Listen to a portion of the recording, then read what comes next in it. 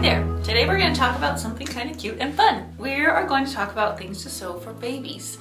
I feel like in my world, babies come in waves. So it'll be like a baby boom at church, or several friends or family members are having babies in similar times. And so I have developed some strategies to make sure that I have things on hand, and I have some very favorite gifts to sew for babies. I have a list of 8 things, which is a decent kind of list. And I feel like these are all things that are, half of them are practical and half of them are sort of for fun or special things. So it's a good mix. They're all really fun to make though. So I don't bother making super intricate. I just thought of a 9th thing. I'll write that down so I don't forget. Okay, so there's 9 things. But I'm going to take the opportunity first to show you a new pattern that is added to my shop.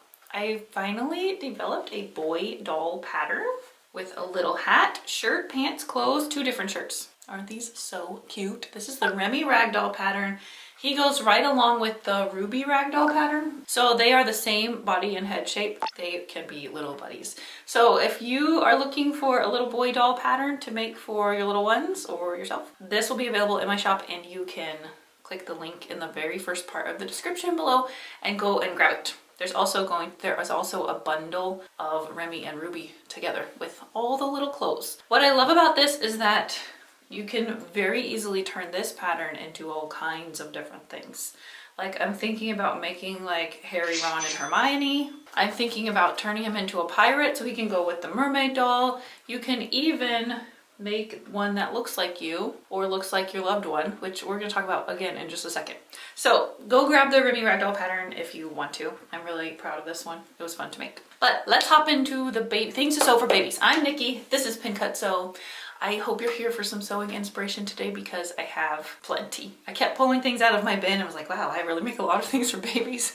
The thing I like to do so that I'm never caught off guard, because sometimes a baby shower comes up and I am too busy to make something. And it's fine. You don't have to make something just because you can.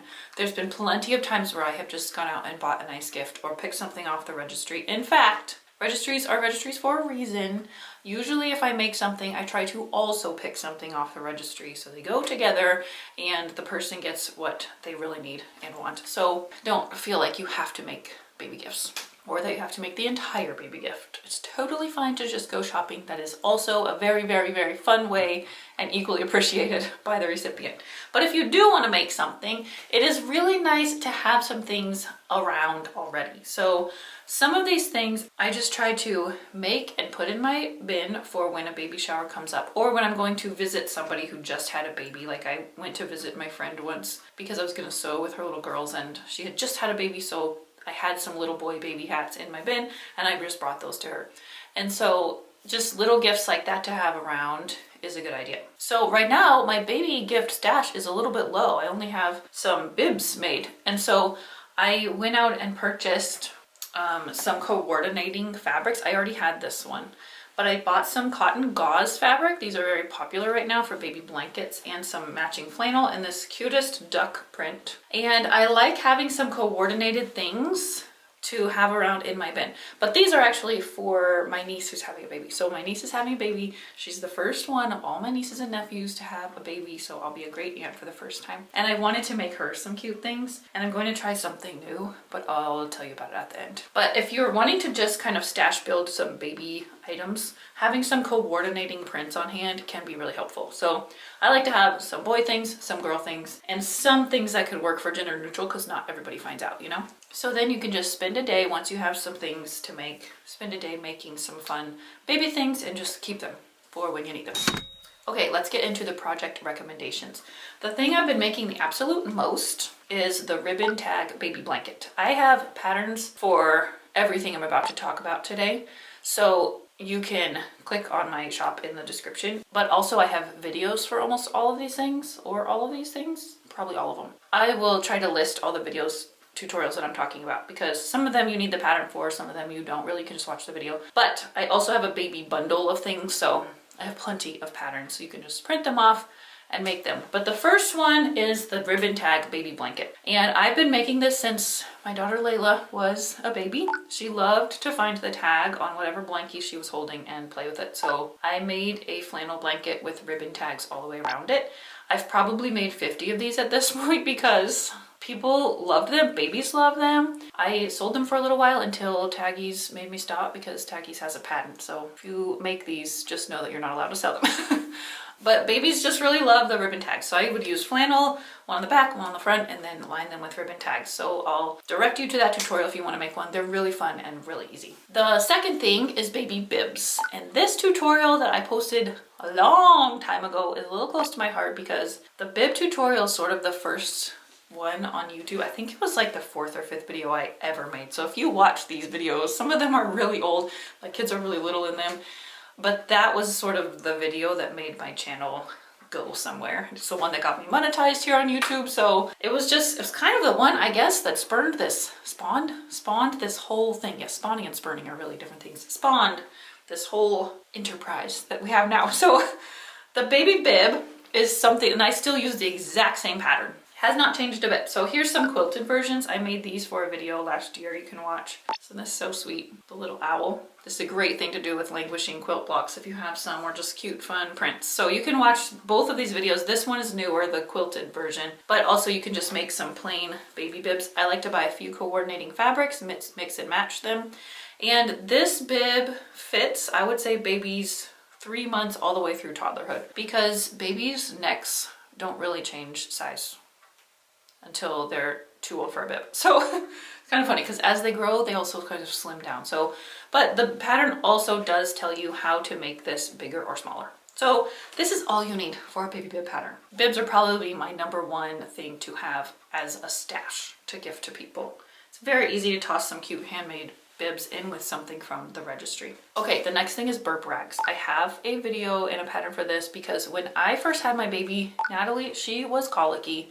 I realized I only had like one hand-me-down burp rag, and my mom had to go on an emergency shopping trip to buy a bunch more. So I had some favorite ones though, and so of course I turned my favorite one into my own version of those burp rags just made of flannel. And burp rags are just a useful, practical thing that can still be soft, cuddly, and cute.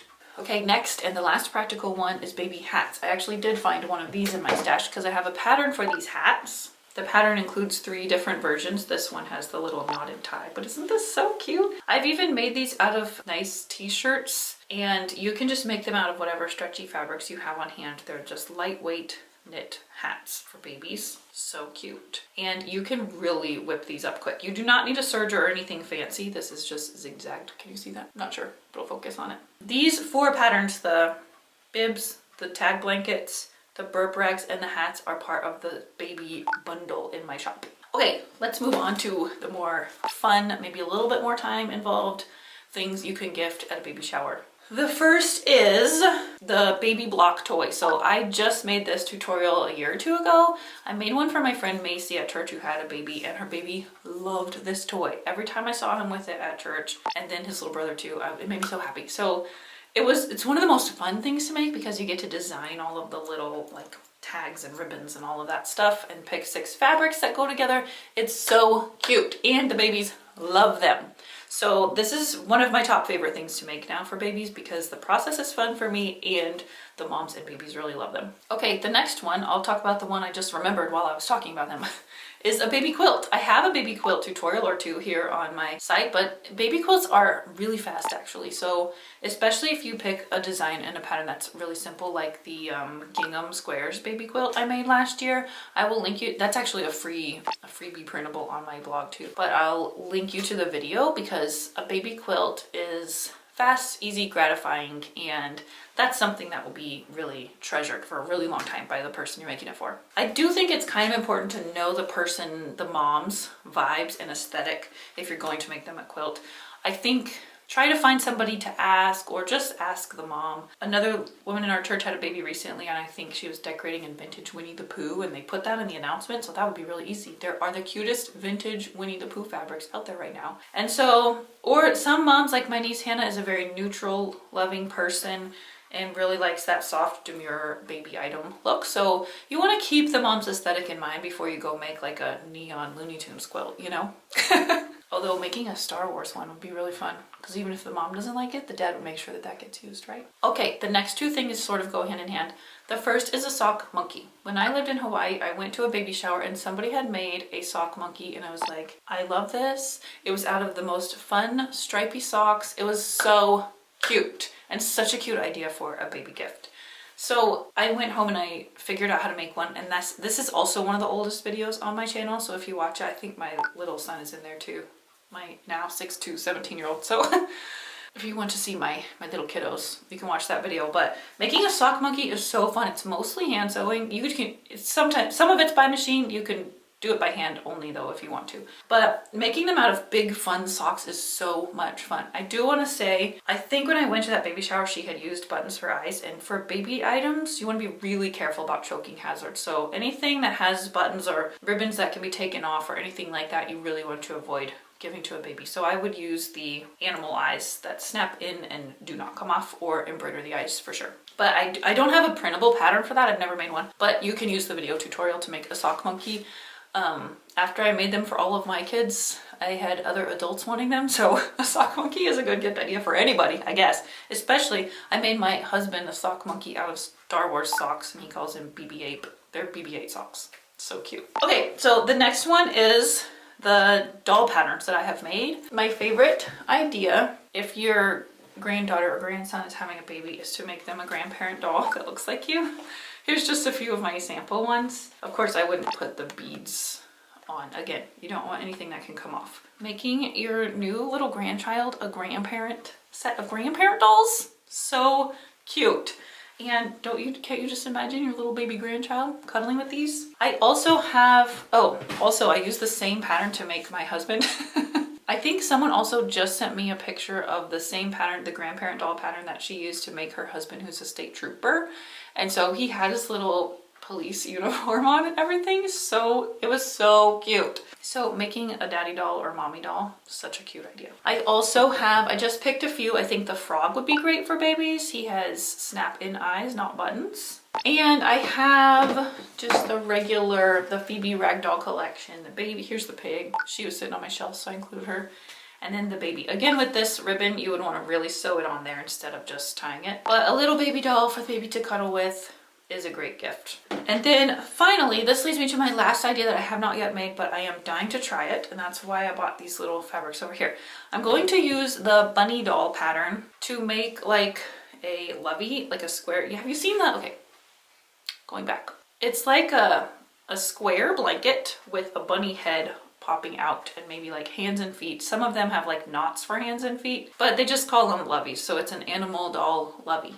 I'm going to chop the bunny head pattern off and attach a square blanket with hands and feet, maybe a bunny tail, I don't know, and try to make a lovey out of this pattern. If this is a tutorial you would like to see me make, chime in the comments and I'll try to get this done in the next week or two so I can send one to my new baby great nephew. So fun. I think I'm going to use for this the cotton gauze fabric with the flannel, and maybe this for the face. I'm not sure. I'm gonna try it though, and if you want me to, I'll try it right here on the channel.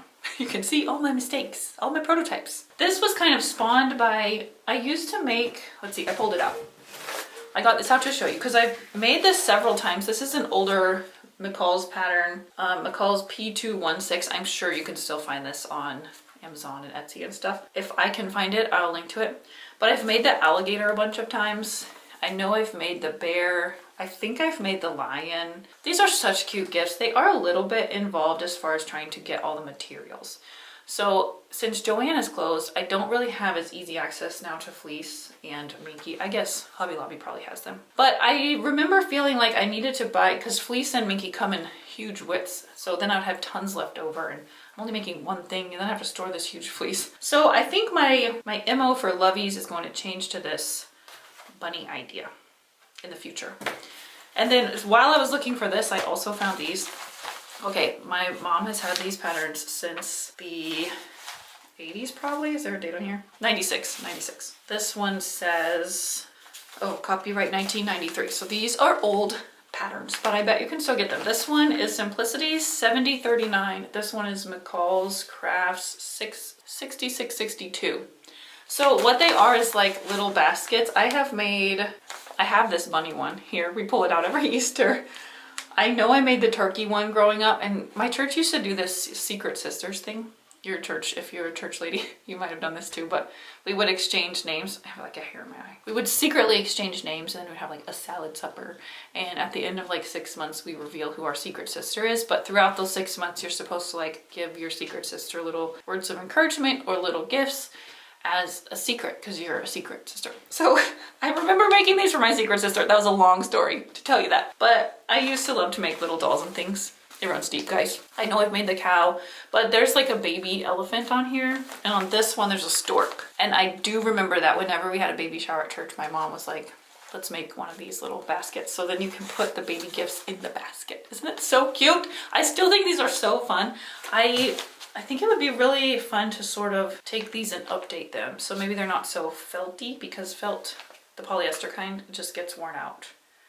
And it just kind of starts to look sad. But I do have, I think I helped my friend in Hawaii make the reindeer one. So these patterns have some legacy in my family, but this is a really fun idea too. I would love to hear you chime in with your thoughts on what you make for babies and how you are prepared to sew for babies or to give baby gifts at baby showers. So if something comes up unexpectedly, or what you have made for your most special baby gifts, because I think that'd be fun to hear about. Oh yeah, and tell me if you'd like me to make the lovey right here on the channel, and I will try it. I'll see y'all soon. Bye.